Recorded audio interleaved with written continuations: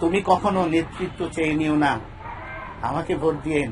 পায়ে ধরে, হাতে ধরে, বুকে চেপে ধরে, কপালে মুখে চুমু খায়। উই পোকার ডিবি দেখলেও মুরব্বীদের কবর মনে করে 2 হাত তোলে, মোনাজাত তোলে। আপনার মা বাবার কবর জিয়ারত করে আমি দোয়া চাই, দোয়া করতেছি।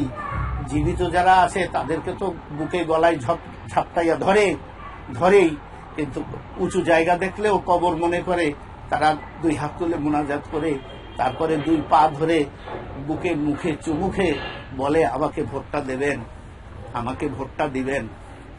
ভোট চেয়ে নিতে হয় না। ভোট চেয়ে যারা নেয়, ভোট চেয়ে নিতে হবে কেন? এটা তো সহজ হিসাব। সমাজের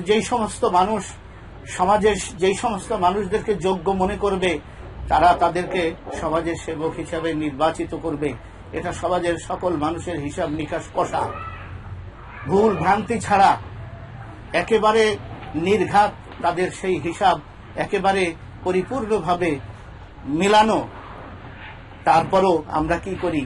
আমরা এভাবে টাকা দিয়ে ভোট কিনি, অর্থ দিয়ে ভোট কিনি, বিভিন্ন সুযোগ সুবিধার কথা বলে ভোট কিনি, আমরা বিভিন্ন রকমের ভয় ভীতি দেখিয়ে আমরা ভোট কিনি। তারা কারা? সমাজে তাদের পরিচয় কি? এদের মতো নিকৃষ্ট মানুষ সমাজে দ্বিতীয়টি হতে পারে না।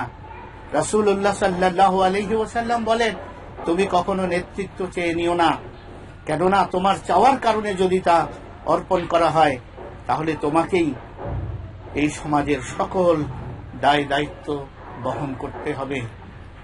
আর যদি বিনা চাওয়াতে তোমাকে সমাজের সকল লোক একত্রিত হয়ে বিনা চাওয়াতে তোমাকে দায়িত্ব দেওয়া হয়, যোগ্য মনে করা হয় এই সমাজের জন্য, সমাজের উন্নয়নের জন্য, সফলতার জন্য অমুক ব্যক্তি যোগ্যতম ব্যক্তি, এই হিসেব করে যদি তোমাকে নির্বাচিত করা হয়, তাহলে তুমি মনে রেখো স্বয়ং আল্লাহ রাব্বুল আলামিন তোমাকে সাহায্য করবেন।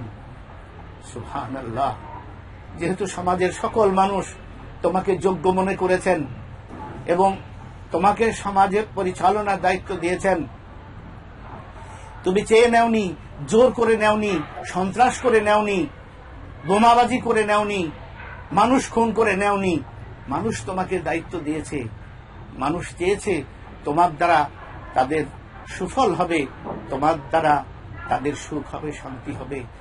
তোমাকে ঘিরে যদি সাধারণ মানুষের এই আশা, এই স্বপ্ন থেকে থাকে, আর এই স্বপ্ন বাস্তবায়নের জন্য যদি তোমাকে নির্বাচিত করে থাকে, তাহলে স্বয়ং আল্লাহ রাব্বুল আলামিন তোমার সাহায্যকারী হিসেবে তোমার সঙ্গী হয়ে যাবে। সুবহানাল্লাহি ওয়া বিহামদিহি।